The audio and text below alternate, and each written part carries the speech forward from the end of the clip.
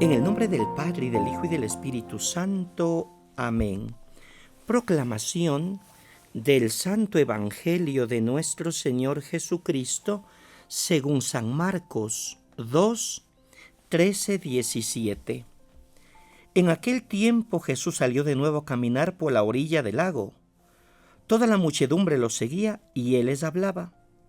Al pasar vio a Leví, Mateo, el hijo de Alfeo, sentado en el banco de los impuestos, y le dijo: «Sígueme». Él se levantó y lo siguió.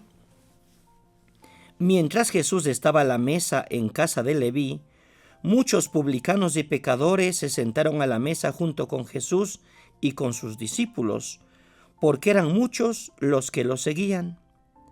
Entonces, unos escribas de la secta de los fariseos, viéndolo comer con los pecadores y publicanos, preguntaron a sus discípulos: «¿Por qué su maestro come y bebe en compañía de publicanos y pecadores?».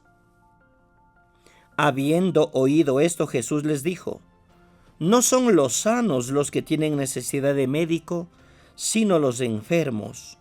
Yo no he venido para llamar a los justos, sino a los pecadores». Palabra del Señor. Gloria a ti, Señor Jesús. Saludos fraternos para todos en este sábado de la primera semana del tiempo ordinario. En el Evangelio de ayer vimos el primer conflicto que surgió en torno al perdón de los pecados. En el Evangelio de hoy meditamos en el segundo conflicto que surgió cuando Jesús se sentó a la mesa con los pecadores. En los años 70, cuando Marcos escribe su Evangelio, había en las comunidades un conflicto entre cristianos venidos del paganismo y los cristianos venidos del judaísmo. Los que venían del judaísmo tenían dificultad de entrar en la casa de los paganos convertidos y sentarse con ellos en la misma mesa. Al describir cómo Jesús enfrenta este conflicto, Marcos orienta a las comunidades a la solución de este problema. Veamos unos puntos de reflexión al respecto. Primero, Jesús enseñaba y a la gente le gustaba escucharle. Jesús vuelve a irse a orillas del mar. Llega la gente y él empieza a enseñar. Transmite la palabra de Dios. En el Evangelio de Marcos, el inicio de la actividad de Jesús está marcado por la enseñanza y por la aceptación de parte del pueblo, a pesar de los conflictos con las autoridades religiosas. ¿Y qué es lo que Jesús enseñaba? Jesús anunciaba la buena nueva de Dios. Hablaba de Dios, pero hablaba de Él de forma nueva, diferente. Hablaba a partir de la experiencia que él mismo tenía de Dios y de la vida. Jesús vivía en Dios. Jesús es Dios. Debe haber tocado el corazón de la gente a quienes les gustaba oírle. Dios, en vez de ser un juez severo que de lejos amenaza con castigo e infierno, vuelve a ser una presencia amiga, una buena nueva para todo el pueblo. Segundo, Jesús llama a un pecador a ser discípulo y le invita a comer a su casa. Jesús llama a Leví, un publicano, y éste inmediatamente lo deja todo para seguir a Jesús. Empieza a formar parte del grupo de los discípulos. Enseguida, dice literalmente: estando sentado a la mesa en su casa. Algunos piensan que su casa se refiere a la casa de Leví, pero la traducción más probable es que no sea a lo mejor esa.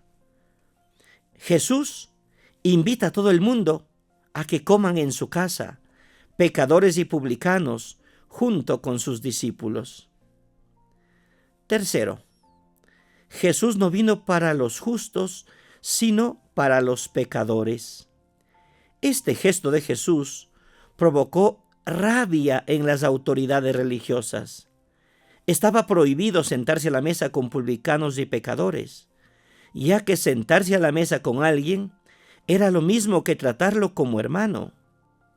En vez de hablar directamente con Jesús, los escribas de los fariseos hablan con los discípulos. ¿Qué es eso? Su maestro come con publicanos y pecadores. Jesús, al escucharles, responde: no son los sanos los que necesitan al médico, sino los enfermos. No he venido a llamar a los justos, sino a los pecadores. Como antes con los discípulos, también ahora es la conciencia de su misión lo que ayuda a Jesús a que encuentre una respuesta y a indicar el rumbo para el anuncio de la buena nueva de Dios. Cuarto, la frase "no he venido a llamar a justos sino a pecadores" invita a reconocer las propias debilidades y a buscar arrepentimiento.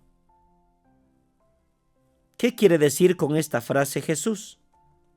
Primero, Jesús no quiso decir que las personas buenas no necesitan arrepentirse, sino que algunas personas piensan que ya lo son.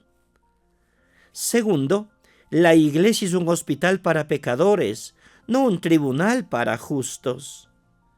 Tercero, la salvación está al alcance de todos los que se reconocen pecadores y buscan a Dios. Cuarto, Jesús invita a superar los preconceptos y las resistencias al cambio. Quinto, Jesús busca la salvación de todos, absolutamente de todos, sin hacer acepción de personas. Sexto, el amor de Dios puede renovarnos y recrearnos. Y por último, séptimo, la señal de que hemos sido transformados por el amor de Dios es que nos hemos vuelto nuevos, completamente nuevos. Que el Señor nos ayude, nos bendiga y nos acompañe. Así sea. En el nombre del Padre, y del Hijo, y del Espíritu Santo. Amén.